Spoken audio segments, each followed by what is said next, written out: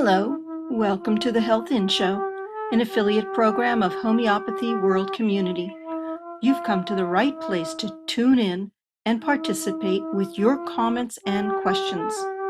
Love is the greatest healer of all, but sometimes, in order to change our emotions, we must take action in other spheres of our lives. We speak with experts in alternative and complementary health fields and hope you will benefit in some small or great way. Remember, you are wherever your thoughts are. Make sure your thoughts are where you want to be.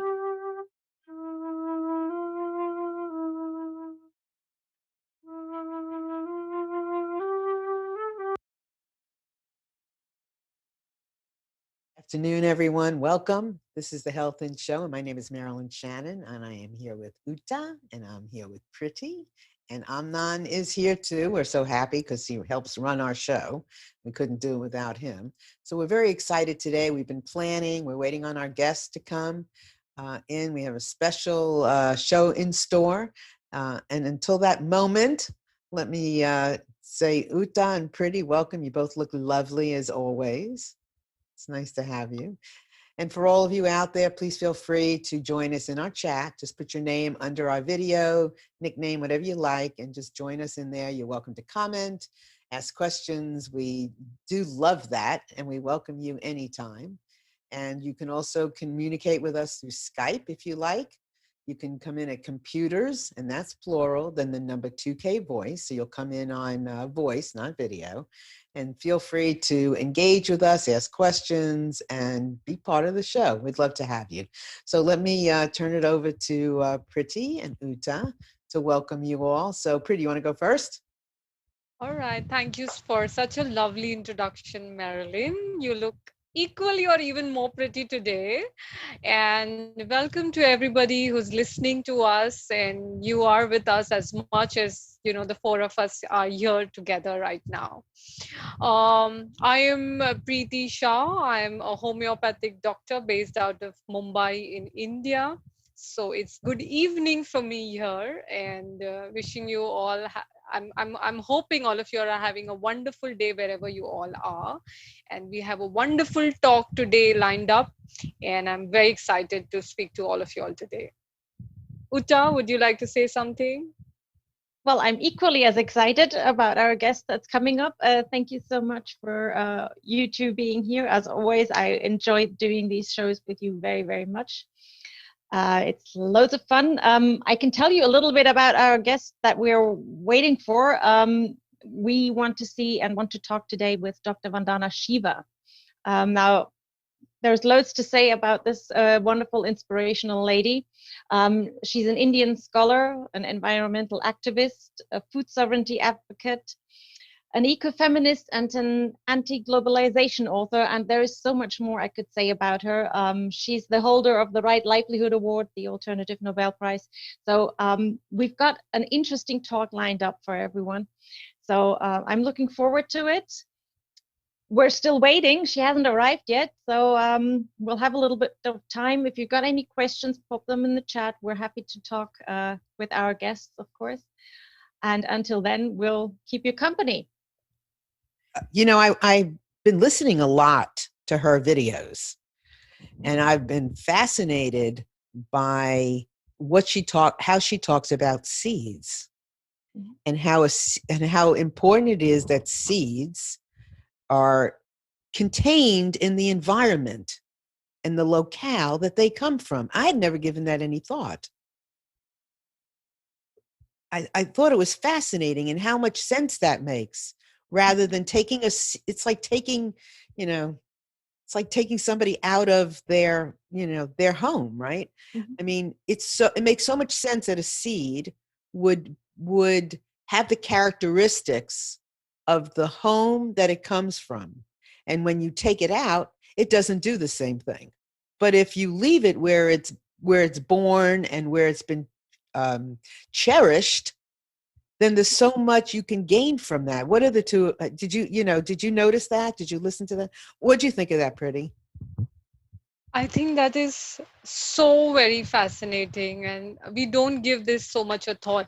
And with globalization, what is happening is we are not having our staple diet, right? What is being grown in my region? I'm more fascinated with maybe eating avocados, which are not at all found in India, for example, and what nutrition avocados, for example, has. But what about the nutrition of the fruits, the vegetables, the grains, the spices that are grown in my region have, and what is the importance that it has for my health? Um, Homeopathically speaking, and I think this is very, very interesting. Um, we have this, a lot of patients come with this sense of feeling uprooted, Mhm. especially people who travel, let's say, travel and settle in a different country altogether, and they have this feeling of feeling uprooted. They have a feeling of I'm in a strange land, and a lot of times these are the people who suffer from gluten allergy, and they are sensitive to wheat and the gluten that wheat has, for example. And this correlates with feeling of uprooted, because these grains, for example wheat, is the first grain that human homo sapien, I mean, that wheat was the beginning of agriculture revolution, right? But this wheat has been synthesized and processed so much over the time that the original wheat no longer exists. So this feeling of uprooted, which we see so much in individuals who have settled in some other country, they are treated with this remedy, which is made out of wheat in homeopathy, and which is such a beautiful correlation, I thought. And it coincides with Vandana's philosophy and what she says about seeds. I have a lot to say about what you just said. Surprisingly, I'm sitting here and I'm like, oh my God, I have so much to say. But before I do, Uta, you want to chime in? Yeah, well, absolutely. I agree. It's interesting. We are what we eat. And if we're uprooted from our native lands, let's say, we eat a different diet. And that eventually may cause problems, because as we are uprooted, what we get to feed from in a different locality is not akin to what we were grown up with or what we grew up with. So a very interesting point of view, and very true. I see that too. It's interesting how much food actually affects, or how much we are affected by our food. And in particular, as you, a wonderful example, as you have stated it, Preeti, how it shows in our issues that we acquire if we move. Not necessarily, but a lot of us do. So the correlation is interesting. Go ahead, Marlene. No, well, the thing about the gluten thing is really captivates me because I am gluten free, and I, it's almost, for some, has become a joke. That, not that I'm gluten free, but that so many people are now gluten free. It's becoming more and more and more of an issue. More and more of our population is gluten free. And is that because of what you said? Oh, I yeah. think that is a possible reason, a major contributing factor. But I think we also have Vandana. Yes, we're so Yeah. excited. Welcome. Hello there. Hi. I I'm just get. yeah, I'm sorry you had issues with the link. No, I mean I had 8:30 p.m. my time converted from whatever time you sent me. You sent me a time, New York time, and I Yeah, converted it in the calculator, and it showed 8:30 my time. I'm sorry. It's 10 a.m. EST. That's 7:30 Indian Standard. Correct, Preeti? That's right. Oh, I'm sorry. My calculator made a mistake. Don't trust them. Well, we're glad you're here. Yeah. So my name is Marilyn Shannon, just so you know. Hello, And Mary. hi, it's a pleasure to meet you this is for me in the real life, since I've been watching you on videos. Oh my gosh. Too much life on videos. Yeah. And then You know, Pretty. I spend the entire day always at the farm. So, Oh, that's wonderful. Well, we're and glad you're today here. we did a celebration of a festival that, I was in Bangalore, and the many festivals. There are too many festivals in India. In North India, it's a harvest festival called Baisakhi. But when I was in Bangalore, today was a festival called Ugadi. And Ugadi, the women take 9 seeds. Navdanya, the movement, 9 seeds, and plant it out. And then I realized it's actually a germination test. So we did the festival at the farm today. It was very beautiful. Beautiful. Maybe we could hear more about that, Sure. since we're all women right now. And so, Pretty, you want to say hi? Hello, Vandana. It is so nice to meet you today, and we're so excited to talk to you. I am based out of Mumbai, so I did celebrate Gudi Padwa, and most of the festivals in India are also related, and I think it's culturally across the world, but they are so aligned with food. Food is such an important part of any festival. So I don't think you can separate a festival and food. And I'm sure we're going to talk a lot about food and health and seeds and all of that together, right? So wishing you happy festivities and looking forward to talk to you. Absolutely. Now it's my turn to say hello. Hello, Dr. Vandana. We've had the communication running, so now you've got a face to the communication. Hello, I'm Uta. So I already introduced you in your absence to our audience because I had to tell everybody that we're so excited about having you on our show. So we're hoping to hear a lot from you about what you do, about all the inspirational things that you have been doing, and in particular, which we're very fond of, and we are homeopaths, so this is right down our alleyway. It's about seeds, it's about nature, it's about ecology. And we'd love to hear so much more from you, because I'm going to shut up. Otherwise, I'll get carried away. But it's going to be a dialogue, right? Oh, yes. I hope so. Yeah. I mean, check us out. We do not stop talking. And just to clarify, I am not a homeopath. Just want to let you know But that. if you use homeopathy, you are part of the community. Absolutely. Oh, I am part of the community. Oh, yeah. Yes, and most definitely. She is the most integral part of our community. She's the CEO of HWC, of the Homeopathy World Community. So, well, just so you know, our community was started by Debbie Bruck many years ago, and she was a beautiful, phenomenal, lovely, joyful woman. And then she contracted cancer, and she and I were very best friends. And so when she was passing away, there was, at the moment, nobody was able to step up and take care of Homeopathy World Community. And so I did. But with all the homeopaths and the love that we have, I mean, it runs just like this, joyful, smiley, and we're just all together. So we're just happy you're here, and I'm going to just talk. You just talk. Just tell us everything you can tell us, because we want to know everything. And how long, Uta, will this dialogue be? well, now we're left with 40 minutes. So let's dive into it, and tell us a little bit about yourself. What are you doing at the time now? What projects have you got lined up? I don't live my life project-wise. Okay. I live my life life-wise. Perfect. And I am doing today what I started to do. Maybe I'll just shift to show you my, one moment. Mm-hmm.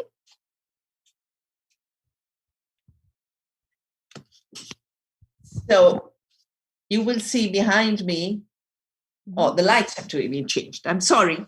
No worries. Oh, it's all right. We'll go wherever you take us. Yeah. Okay. So you'll see behind me is Einstein. Yes. Yeah. And he's the one who inspired me to do physics and science with responsibility. So I spent my educational life studying physics. And I did my PhD on the foundations of quantum theory and on a thesis called non-locality, non-separability. And because you're a homeopathy community, and because the old-fashioned reductionist Cartesian mind cannot understand potential, they think if it's something you can't measure, it doesn't exist. The poor things. So they have been reduced to the Cartesian mind. And here was Descartes, who first said, oh, no, if you hear the animals squeak, it's just a machine. It's not a sentient being. The world is a machine. And then he went on to say that the body is totally unreliable. But the body is where you are. You are embodied beings. And then he went on to say the only thing that exists is res extensa. Yeah? And the cognita measures, right? So this pen is this length. That it has a blue ink? No, it's deceptive. This table is this height. So everything was reduced to just two indicators of extension, mass and dimension. And that measurement then left out all relationship. But it also left out all potential. And I know in homeopathy, you have potentialization, that is what makes a difference to healing. But quantum theory has potential. So the people who grumble to the homeopathy community, I said, just say quantum potential. They can't deny this. So I've been a physicist most of my life. But then next to Einstein is a lovely image of Annapurna. And I have been, in a way, seeking Annapurna, the goddess of food, ever since 84. Now, 84 was the year, it wasn't just the year of Orwell's very famous book, 1984. 84 was the year when Punjab, the state where I had studied, I did my MSc honors in particle physics from the university in Punjab. And it had been peaceful and prosperous. And in the 70s, when I finished, I graduated in 73 with my MSc. By late 70s, it was erupting in violence. By 84, the military was sent. But these were farmers' protests. And I was working in the 80s for the United Nations University on a program of peace and global transformation, and guiding and leading the project on conflicts over resources. And just by chance, just in front of me, is one of the books that came out of it. This was called Ecology and the Politics of Survival, the UNU. But the second book, towards the end, I said, Punjab is erupting in conflict, and I should study it. And they were only too happy to let me study it. And out of that came the book called The Violence of the Green Revolution. Now, that is what's connected to your work. Because here I was, my mother had a farm, I'd grown up playing on her farm. But it was the first time I put my entire intellectual energy to understand what went wrong. Why did people in Punjab get so angry? Why were farmers in the streets? Why did 30,000 people have to be killed? When the Green Revolution got a Nobel Peace Prize. And I said, they got a peace prize, but here's war. So just to understand that, I did this work. And the three things I realized while doing that research was, A, every chemical that is used in chemical farming, which then goes into our bodies and is causing the disease pandemic, is a war chemical. Its roots are in Hitler's concentration camps in the wars. And the experts of that time are the experts of today, IG Farben and their partners in America. IG Farben was the cartel that developed the chemicals to kill people in the concentration camps. With them worked Rockefeller Foundation and Standard Oil. With them worked DuPont. With them worked Monsanto, Bayer, who are one today. But they had a company called Mobe. So I said, oh my gosh, this roots in war. And you might remember Rachel Carson wrote a book, Silent Spring, and she has mentioned this. Mhm.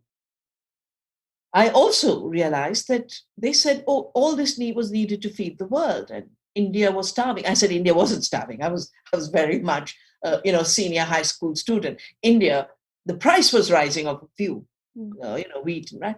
But nobody was starving. We didn't have famine deaths. Look at the data. There's a new article out. No one was dying. But the story was 1 billion people.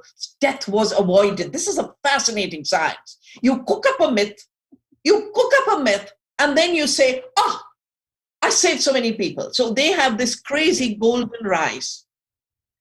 And they accuse me.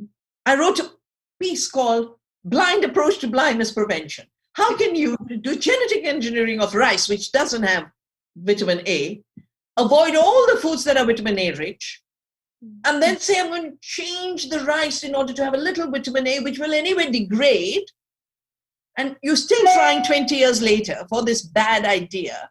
Mhm. And because I did the scientific critique, they accused me of killing 200 million Indian children. My God. So my journey for Annapurna really started with Punjab, 84. Mhm. Developed further. I was invited to a meeting with an old poison. Patel is now sitting and saying, oh, we can't survive, we're too small. These giants are too small. And they have to have GMOs and patents on seed, which they pushed into the World Trade Organization. And when I heard them, I said, no, you don't invent the seed. A patent is granted for an invention.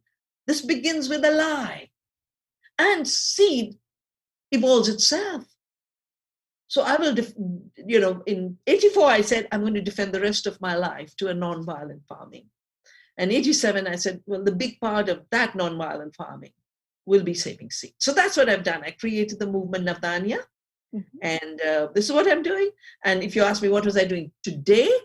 Mhm. Not just celebrating these beautiful festivals, not one festival, many festivals, because India is so diverse. And Bill Gates, who didn't make the software he got the patents for, he began on a dishonest trail, sadly. And I have a book called Oneness versus the 1% on his rights to power. He's not a doctor, but he's deciding what will happen to our health. He's not a passionate gardener or anything, but thinks he will decide what will happen to food. And if we all join hands, we will not let him decide, because food is health. And we cannot let the one who has violated every norm of democracy, of science, of business, held up for antitrust, for piracy. The Congress was hauling him in. And then overnight, he mutated into a philanthropist to save his skin. But he realized this is even better business. Give a little bit and capture the world. So this book of mine, Oneness versus 1%, is about how his philanthropy is really an investment. And so today, not only were we celebrating all these festivals, which are either around harvesting seed or sowing seed, but I am launching a new campaign called Reclaim the Seed, because now Bill Gates is controlling all the seeds of the world. And he would like to control the new genetic engineering, gene editing. He would like to have digital genomic patents. And I said, if 87, I started to protect the freedom of the seed because Monsanto wanted it. Well, the challenge is the same. The man might be different. There might be a new Monsanto, but the work again is the same. Continue to save seeds. Of course. So what can we do as individuals from our little places in the world to save the seeds? I think the first thing is each of us should be a seed saver. Mhm. Yeah. If you have a little patch of garden, turn your garden into both a garden of nourishment, but a sanctuary for seed. And it will automatically become a sanctuary for the pollinators and the birds and everyone else. If you don't have a piece, you'll have a windowsill. Put a pot and say, this is my favorite plant. And I am going to protect the seed of this plant. And I want to give you an example. I think Indian cosmology is so sophisticated because it connected the small to the universe. And, one reason I wear my bindi is I realize, oh my God, there's so much cosmology behind it. There's so much real science behind it, that everything in the world can be shaped by a dot. Yeah. That I can make a line with a dot. I can make a circle with a dot. I can make circle on circles with dot. I can make circles and triangles with dots. So I can create anything. And in a way, the divine feminine energy of the world is the dot. And she is called Lalita, and she's playing. Yeah. Amazing expressions in the world are her play. So for anyone who thinks, oh, I don't have this, I can't do this, just remember two things. You can be that dot, but the dot holds the whole, right? So in India, we have a very beautiful, we hold the sacred basil as sacred, right? The tulsi. It's a beautifully healing plant. And the tulsi, when I wrote my first book in 1980s, it's on women and ecology. It's called Staying Alive. And not only was I writing from my experience, but I was going deeper into where did this Cartesian physics come from? Where did this masculinization of reductionist science come from? And what is true knowledge? And then I found the Tulsi Stotra, and it's beautiful, one little pot of Tulsi in your front yard or your backyard or your windowsill. And the praise, I'm small, the universe is big, but the universe is in you, Tulsi. And I will take care of you as if I'm taking care of the universe. I will water you. I will take your leaves to nourish myself. Our relationship with the seed has to be the relationship with the Tulsi. Beautiful. Could you, we have a lot of people who are listening who may have not understood from the past all that you have done, because they're not homeopaths. Some of our audience are just the regular, everyday general public. And what you've said is magnificent, because it makes me wonder. But before you came on, we were talking about the seeds, and we were talking about how important it is for seeds to stay local and why that matters so much. And I was just enthralled with how you explained that in some of your video. And I would love for you to share a little bit more about why it's so important for us to keep the seeds where they are birthed. Okay.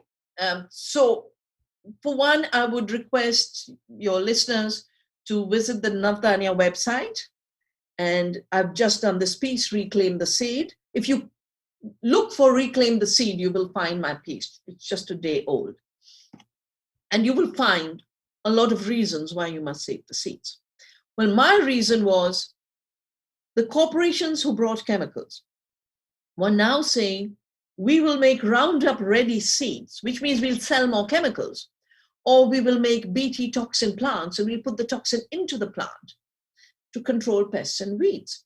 I said, well, your first generation of technologies that were supposed to control pests and control weeds didn't control pests and weeds. They gave us more pests and more weeds. If you build this toxic technology into the plant, you're still going to get super weeds and you're still going to get super pests. And exactly what has happened in 20 years of commercialization. So they wanted to sell GMOs, but in order to own the seed, a patent means I have invented this, it's my property. And I said, this is such a violation. It's a violation of science. It's a violation of the seed. It's a violation of ethics. It's a violation of ontology. It's a violation at every level. So I realized that we have to save seeds. A, because the freedom of the seed is being taken away. Seeds are being told, how dare you renew yourself? And because you're a homeopathic community, and if you're in the United States, thank goodness in Germany and India, homeopathy is a totally respected approach to medicine. But if you are in America, oh my gosh, how could you practice homeopathy? So there is an attempt to criminalize seed saving so that every seed is bought. Now, at this meeting at 87, when the corporations were saying, we have to do genetic engineering, and we have to have patents, and we have to have a WTO and a global treaty to force farmers to have our seeds. They had said we'll be 5 companies by the turn of the century, 2000. I'm talking of 1987, so 2000. They had said by 2000 there'll be 5 companies controlling all the seed, and all seed will be GMO. And I said, no, we'll save the seed with love. We will protect the seed. We will give the seed a hug. Yeah. And my life as an activist began with the Chipko movement, where women came out in my region to hug the trees. It's called Chipko. So for me, Navdanya is the Chipko of the seed. If we don't have our own seeds, not only are we letting the seed's freedom be violated, because what is the freedom of the seed? Because the seed is living, our freedom is to evolve. Because the seed by its very nature produces itself, that's what seed is. Seed comes from seed. Renewability is built into it. And everything the companies are doing, whether it's patenting or creating terminator seed or non-renewability by any means, is to take away the renewability of seed. The third quality of seed is one seed becomes many. Yeah, the millets get their name from the fact that one seed becomes million. Yeah. That's why they're called millets. And they're the most nutritious foods of the world. They were called backward and primitive grains in the Green Revolution. And my commitment is, just like my commitment was to keep the seed free, I am so happy that in India we brought the millets back. We used to call them forgotten foods. But more and more people come to Navdanya for these foods, which are foods of the future. 2023 is the year of the millets. And I think if for 3 years we redo and undo the harm to our knowledge of seed, of food, of health, we will find enough reason to save our old seeds, which is where the nutrition lies. But there's another reason why you must save old seeds. We are always told that you need new seeds, you need technology in order to feed the world. Well, what was the technology in the Green Revolution? Chemicals. But because when you apply chemicals to plants, they weaken the cell wall. They do a lot of other things. But the cell wall is weakened by nitrogen fertilizer. So the old plants used to collapse. Because of chemical fertilizer, not because the plants were weak. They said, oh, the problem is the plant. We'll re-engineer the plant to take more chemicals. They're always trying to re-engineer life in order to feed their toxics. So they made dwarf plants. And that's why Norman Borlaug, who got the Nobel Prize for Peace, he was brought from the DuPont Defense Labs to do this work on adapting plants to chemicals. And he was first put in a research division, which was run by the US State Department in Mexico. And out of that grew CIMMYT. So we don't have much time left, do we? Well, the point is, for good work, it's never too late to start. And there's no ever a reason to say it's too late. Yeah? It's you have to begin wherever you are. But time is ticking. I mean, we've got time is ticking. My reading is, if you read, my thesis is on uncertainty, non-separation, uncertainty. We are in an uncertain moment. We have one road to continue on the way we've been doing. Reductionist science, profits before people, profits before planet. And the planet is being pushed to collapse. The other side is permanent systems of knowledge. Thousands of ways of knowing. To say, let us know deeply how living systems work. The seed or our bodies, and let us protect them. And let us then regenerate. So if you look at these two systems, if you project the first path and continue business as usual, we have 10 years before it becomes irreversible. If you start today, over the next 10 years, you can regenerate enough for the determinateness of collapse to be avoided. You know? So we have a 10-year window. And so no matter who you are, find a seed to protect, A. 2, start shifting to food grown from real seed. Avoid GMOs, avoid chemical food, avoid hybrids, avoid supermarkets. Find farmers who are taking care of seeds and growing organic. Create communities. I think the homeopathy community needs to say a big part of homeopathy has to be built to build healthy food communities. Mhm. And in a way, it's the same as the homeopathic dose, small, but makes a huge difference to the system. Organic food, small, makes a huge difference to the system. In mass, it might be lower yielding, but in nutrition, much higher yields. Mhm. So we have evolved an indicator of nutrition per acre, not yield per acre. Mhm. So, A, some things take time. Do them. The fact that they take time doesn't mean you don't do it. If we said, oh my God, pregnancy takes 9 months, none of us would be born, would we? You know, if our mothers had said, oh, it takes too long, you know, 9 months of love and care. Yeah. Good things take time. The seed doesn't instantly become the tree. It takes time. Bill Gates' other phrase in his new global Gates Ag one agriculture for the whole world, is time is our worst enemy. We shouldn't do anything that takes time. Yeah. Shooting a bullet doesn't take time. Homeopathy takes, its course. Yeah? A seed germinates, it takes its time. So they see the rhythms of life as an interference in the instantaneous profit making. And for them, profits instantly at any cost is shortage of time. But it creates scarcity in the real world. And there are other things that are instantaneous for us. Changing our minds happens in an instant. That's why, for me, the first step is changing the paradigm and our worldview through which we think. That, even for seed saving, you can't save seeds and hold a greed mentality. You can't save seeds and say, oh, but I will continue to shop cheap in the supermarket, because that cheap is a false cheap. Absolutely. That cheap is a false cheap because it's very high cost for the earth. It has extremely high cost for the farmers who are being wiped out. And it's very high cost for your health because you're paying big bills. Worst, financially, it's very costly. It needs $700 billion a day to be kept afloat in subsidies, which is our tax money. More than $1 billion a day. More than $2 billion a day. Yeah, we are paying from our tax money to poison ourselves. We need to break that cycle.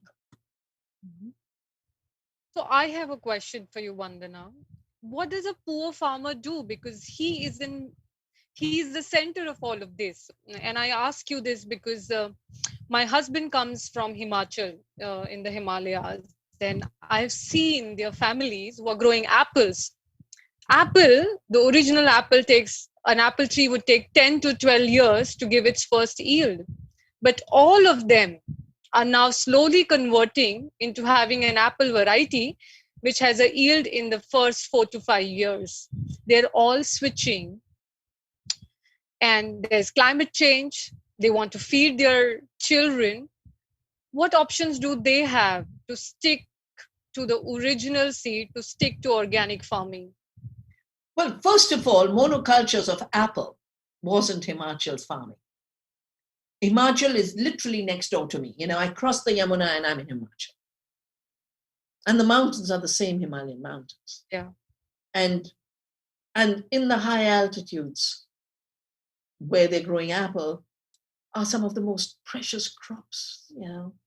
I know in our regions, there's a lot of amaranth, but they have the chenopodium, which is like the quinoa, the bathua, it's called, buckwheat.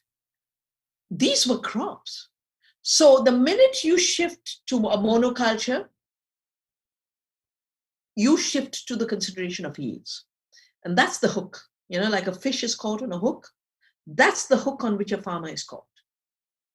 Monoculture, yield, chemicals, toxics, debt, collapse. They chase higher and higher yields. And they're told if you have more yields, you'll get richer. But no one tells them, if you're chasing that yield with more and more costs, more and more chemicals, seeds you must buy every year. Some years ago, a film star called Jackie Schroff said, I want you to help our farmers. They're getting deeper and deeper into debt. And they were growing strawberries.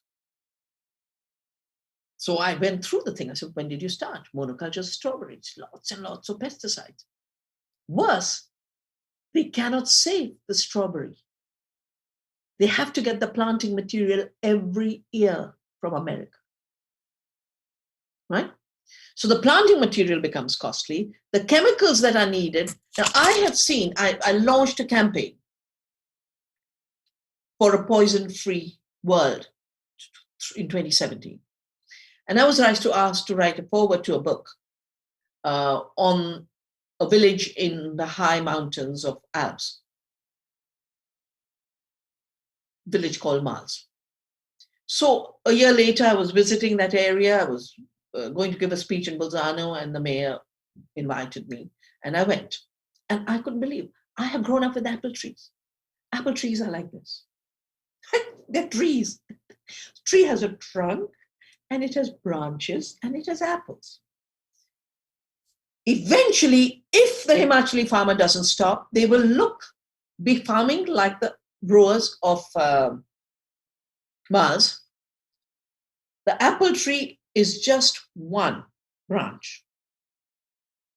It has no roots. A branch cannot stand. So it is kept up with crutches of aluminium, of cement. It looks like a morgue. It doesn't look like an apple orchard. And then because these are so weak, because there's no immunity built into it, they're so weak, they have to be sprayed 3, 4, 5 times a day. The children are being poisoned. There's cancer everywhere. There is no bee, no butterfly. And the poisons, and no one knows these luscious looking apples are totally poisoned apples. But the farmers are in debt. Farmers are in debt for all the chemicals.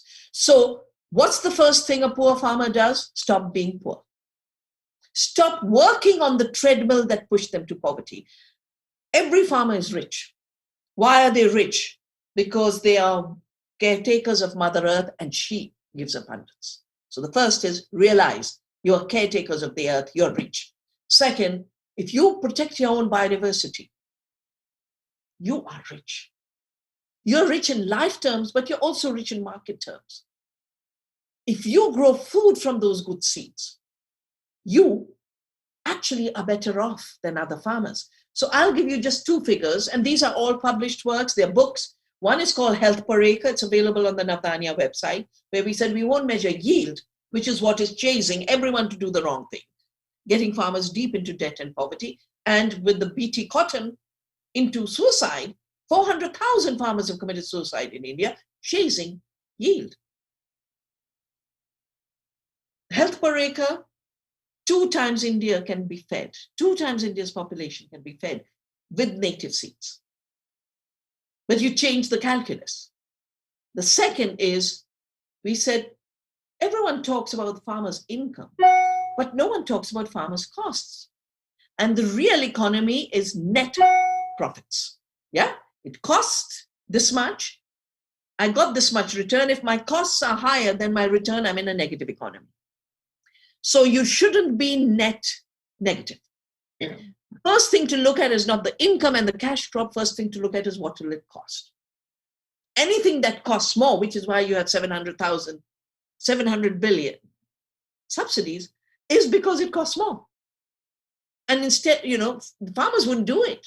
So the subsidies come to do the wrong thing. And then conditionalities come to do the wrong thing. We have a book called Wealth Per Acre. It's available from Natraj. Our agriculture minister, last agriculture minister, has written the foreword. We have shown through our experience and our research that farmers who have their own seed, who don't use chemicals, and who shape their market, they are earning 10 times more than the farmers chasing commodities. So the true economy for the poor farmer to stop being poor is reclaim your seed sovereignty, reclaim your knowledge, grow diversity, grow health, shifting from yields faster to better health for people and better health for Mother Earth. So you're inevitably talking about shifting to abundance rather than scarcity, right?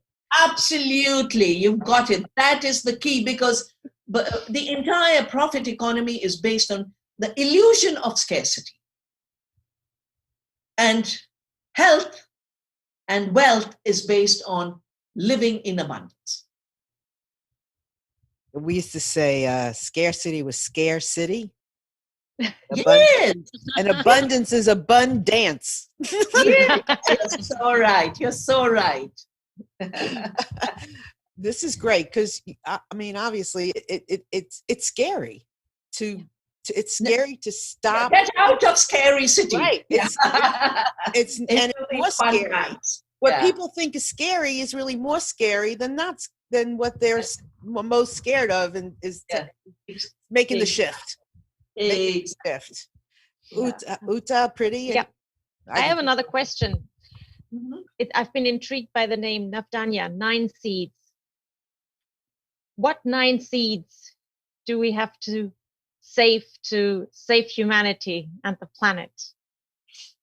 Well, I started saving seeds in 87. Mm-hmm. I didn't name the movement Navdanya till 91.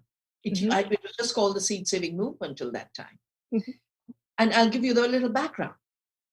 So I'm out in forests collecting seeds. And this area was where Veerappan, the sandalwood smuggler, patrolled the area. So no one dared go. So no chemicals went, no extension agent went, and the farmers were farming like they'd farmed for centuries. Mm-hmm. And there was this farmer with 9 crops in his field. And because I'd just done the study in Punjab with monocultures of rice and wheat, I started to count and I was so excited. I said, wow, you got 9 crops. And he looks at me and says, yes, Navdanya. And then he gives me this discourse. He gives me this discourse of how the 9 planets, today we are starting also the Navgraha, it's called. The Navgraha is the 9 planets. The Navaratras are celebrating the 9 planets, He explains how the 9 planets, the 9 crops in the field, and our health is one continuum of harmony and balance. And he says, it is my duty to maintain this harmony for my family, for the earth in my field, and for the cosmos. I said, wow. So I named it Navdanya. And today's festival, Ugadi, is take 9 seeds, celebrate them, germinate them for 9 days of the Navaratra, and then at the end of it, actually see which did well. So it's also a scientific experiment, but it's a sacred ceremony. And when you ask me which 9 seeds, that's not the issue. Mm-hmm. Because the 9 has to be specific and appropriate to your place. What is significant is 9, because 9 is the highest number you can get. So what is 9 a symbol of? The highest diversity. After that, you'll go back to 1 and 0, right? Mm-hmm. So 9 is the highest unit.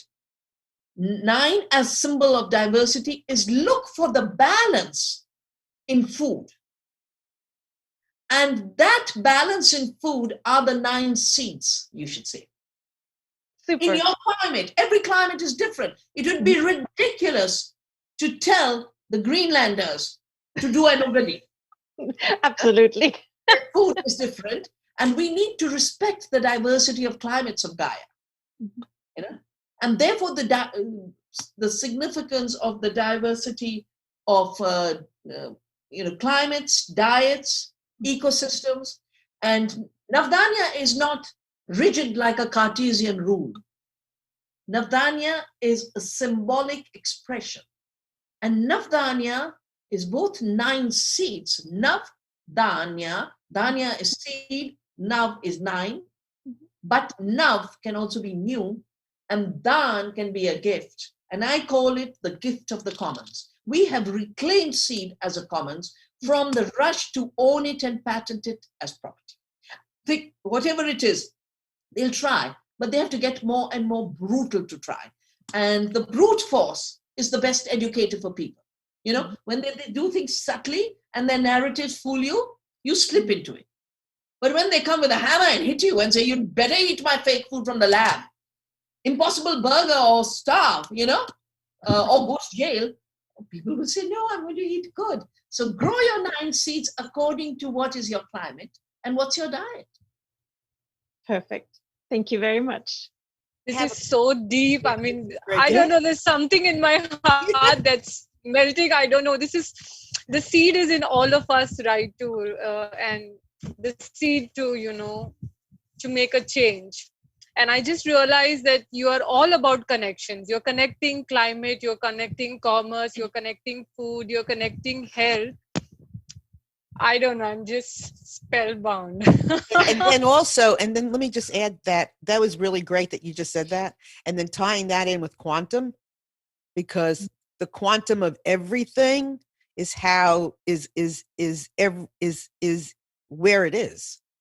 Absolutely. And, you know, I mean, someone just put out a thing. Oh, scientists have done new experiments with electric currents to figure out the plant. Well, we know everything in life vibrates.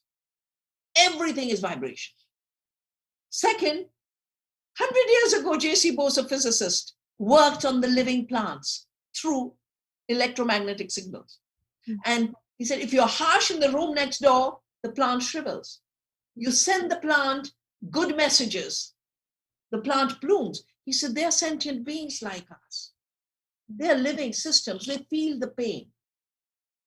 J.C. Bose, nearly a century ago, but he did his work, to bring respect for the life of the plant. They're now doing it on how to manipulate the plant more. Oh, dwarf, make the plant dwarf, brutalize it. Green Revolution. Genetically modify the plant, now genetically engineer the plant, and now do all kinds of mutilation.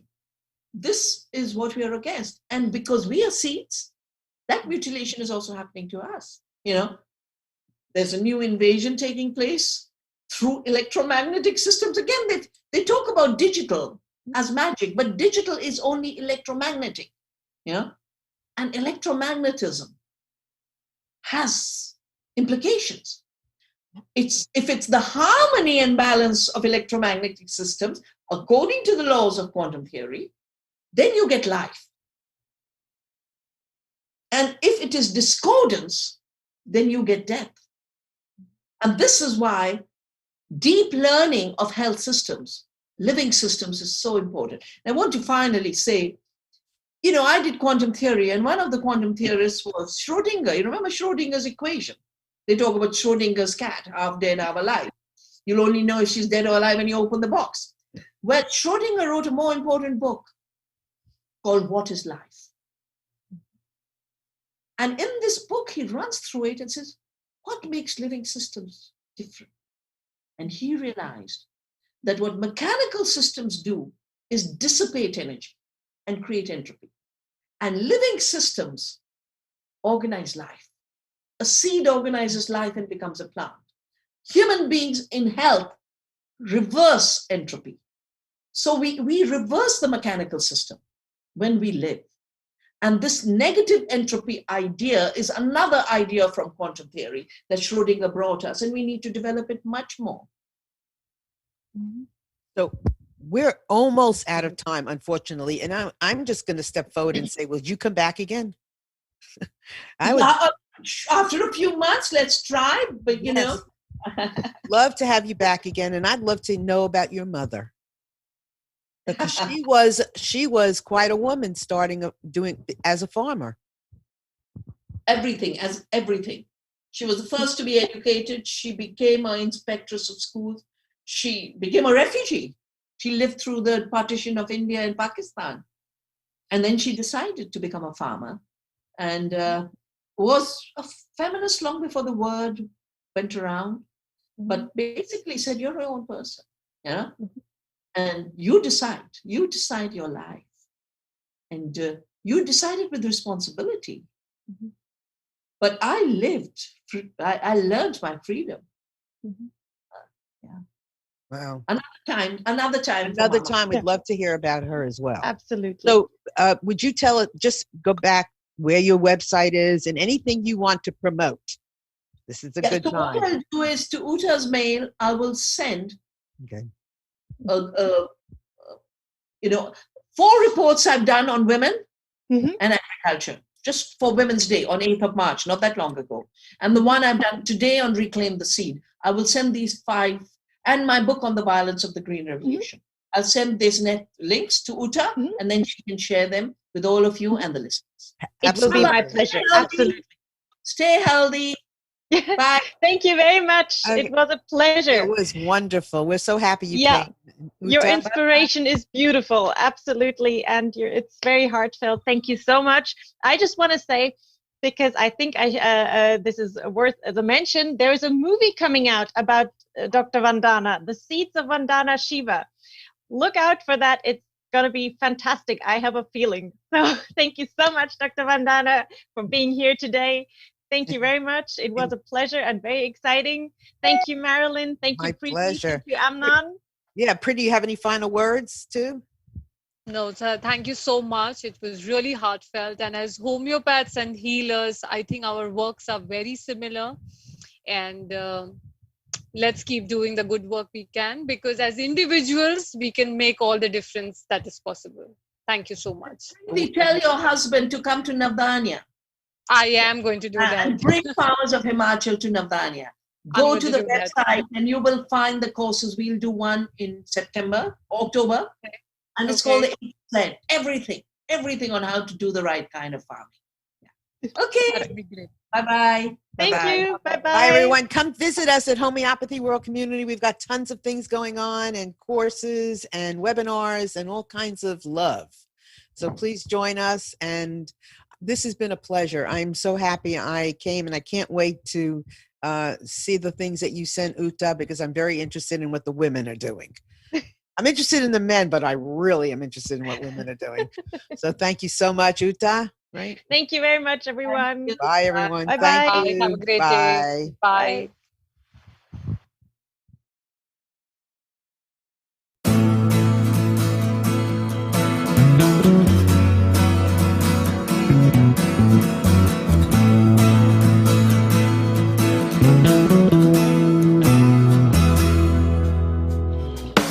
You are tuned to the Nissan Communications Network. If you tuned in too late, you can always watch each program in its entirety or download an MP3 audio file of it in the archives section at nissancommunications.com. Don't forget to subscribe to our YouTube channel, follow us on Twitter, and like us on Facebook. Sponsored by StreamingGear.com, Carolina Apparel, and DeltaForce.net.